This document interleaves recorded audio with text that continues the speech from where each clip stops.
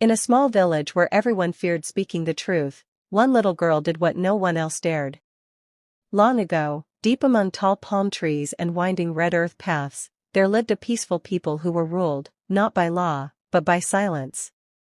At the very center of the village stood a sacred object, a beautifully carved calabash. It was said that anyone who spoke a lie while holding it would lose their voice for an entire day. Because of this, no one dared to lie. But something unexpected began to happen. People stopped lying, yet they also stopped speaking their minds. They swallowed their concerns. They hid their worries.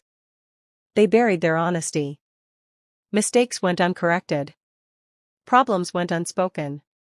Fear slowly grew, and silence spread like a shadow across the land. Then one quiet afternoon, a young girl named Zuri found the calabash resting outside the chief's hut. The village was unusually still. No voices. No laughter. Just the sound of wind brushing through palm leaves. Zuri stared at the calabash for a long moment. Her hands trembled. Her heart pounded like a drum in her chest. Everyone feared holding it. Everyone feared speaking while touching it. But something inside her whispered, "Truth is never the enemy." So she lifted the calabash gently, and began walking toward the village square. Villagers watched from their doorways. Some whispered. Some shook their heads. Others simply stared in disbelief.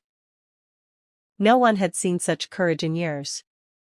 When Zuri reached the center of the square, she held the calabash tightly and faced the chief. Her voice trembled, but her words were clear. Chief, the new well is poisoned. People are falling sick. But everyone is too afraid to tell you. The entire village froze. The air itself seemed to stop moving. Mothers held their breath. Elders stared in shock. Children clung to their parents. No one knew what would happen next. The chief slowly stood up. His face was heavy with emotion. He stepped forward, and gently took the calabash from Zuri's hands. For a long moment, he said nothing.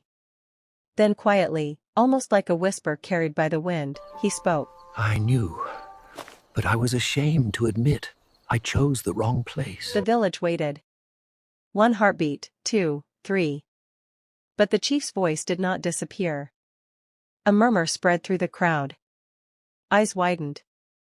Shoulders relaxed. Something invisible had just been broken, not a curse, but fear. In that moment, everyone understood the truth they had forgotten.